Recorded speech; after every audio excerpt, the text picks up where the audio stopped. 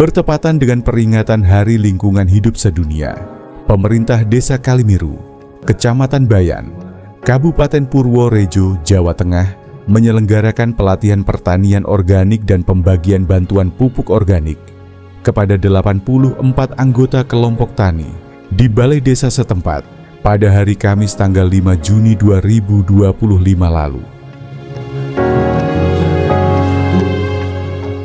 Pelatihan dan pemberian bantuan pupuk itu dilakukan oleh pemerintah Desa Kalimiru guna membantu para petani di Desa Kalimiru untuk memperbaiki pH tanah yang selama ini dianggap kurang bagus untuk pertanian. Hadir dan memberikan secara simbolis bantuan pupuk kepada petani, Camat Bayan, Dwi Cahyono Hadi Saputro, dan Ramil Bayan, Kapten Infanteri Budi Arifianto, dan Kapolsek Bayan, AKP Tulus Priyanto.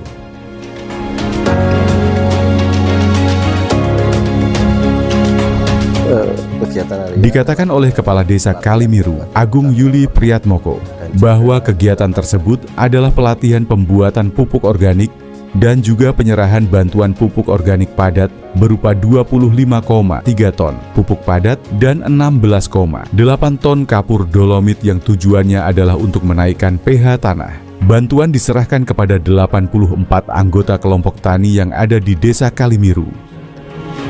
Nah, kondisi lahan secara umum di Desa Kalimiru, kita di tahun kemarin sudah lakukan semacam penelitian atau riset kecil kelas desa didampingi oleh DPP Dinas Pertanian. Kita cek pH tanah dan hampir mayoritas lahan pertanian di Kalimiru itu sudah pH-nya adalah kurang baik, sehingga perlu kita berikan pupuk organik padat dan juga kapur dolomit untuk memperbaiki tingkat kesuburan ataupun menaikkan pH sesuai dengan standar Dinas Pertanian.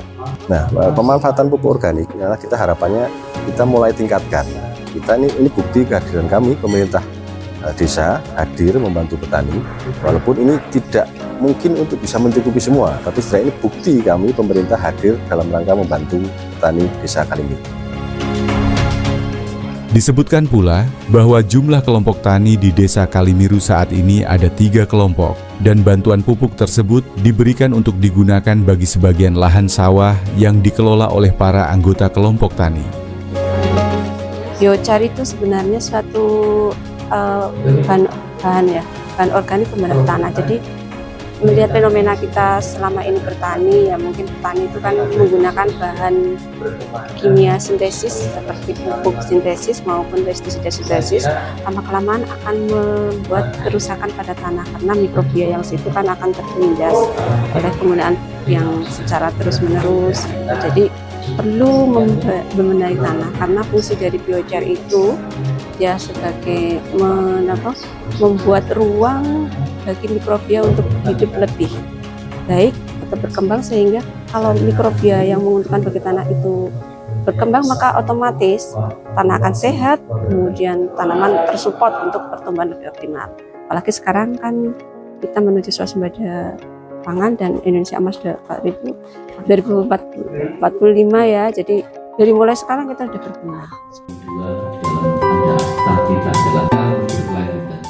Ini sangat mendukung dan menunjang keberhasilan nantinya, karena ini melestarikan akan bagaimana keberlanjutan tanah ini, sehingga hasil tani ke depan lebih bagus dan mendukung dalam program swasembada pangan.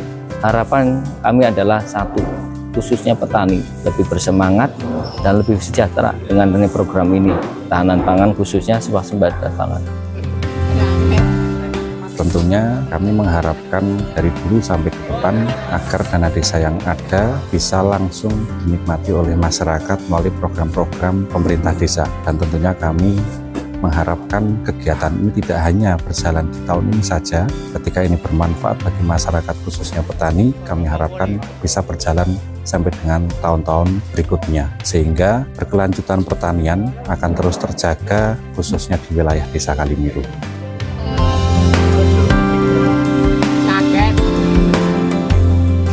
Harapan ke depan, mudah-mudahan pertanian bisa berkelanjutan, kita lestarikan lingkungan untuk menuju ke keberlanjutan pertanian dan kehidupan.